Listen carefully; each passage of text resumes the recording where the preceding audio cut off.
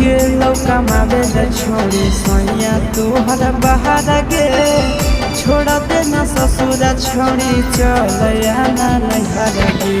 दहल भात से बेसी मजा ये तो पूरी तरकारी में दहल भात से बेसी मजा ये तो पूरी तरकारी में हो तो तोहर बुतरुआ भोजा करब छठियारी में हो तो तोहर बुतरुआ भोजा करब छठियारी में